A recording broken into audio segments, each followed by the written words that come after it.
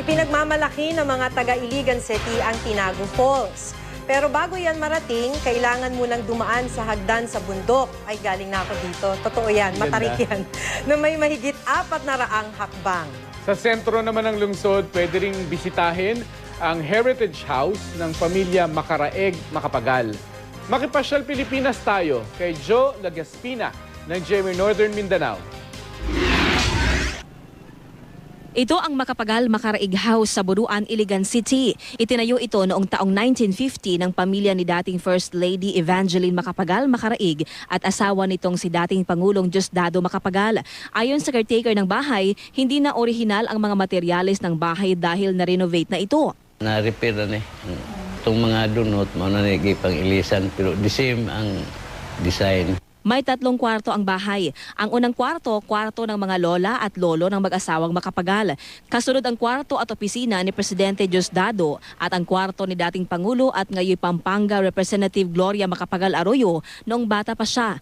Naroon pa rin ang lumang playhouse ng Batang Gloria. Kasali dito ang kanyang lumang manika. Makikita din ang lumang larawan ng ginang habang nag-aaral pa siya sa elementarya sa St. Michael's College sa Iligan City bago sila lumipat sa Maynila.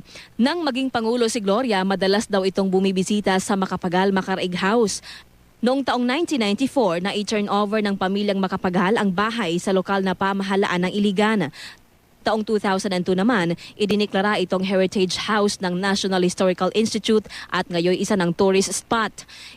Ilang minuto naman mula sa sentro ng lungsod, makikita ang isa sa ipinagmamalaki ng syudad na talon, ang Tinago Falls sa barangay Ditukhalan. Tinawag itong Tinago dahil kinakailangan pang bumaba ng mga dumarayo dito sa 464 steps na hagdan bago makita ang magandang talon. Malamig at malinaw ang tubig ng talon. May taas itong 70 talampakan. At sa halagang 10 pesos, pwede mo nang ma-enjoy ang pagligo sa Tinago Falls. Ato asang i-explore ang lugar nato diri nga tsada. Aron nga ato ang ma-appreciate ba nga mas tsada gid ang diri sa ato kumpara sa uban nga lugar.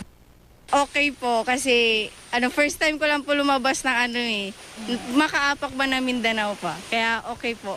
Maganda po, very natural po. Joe Lagaspina, Nagbabalita, Pilipinas.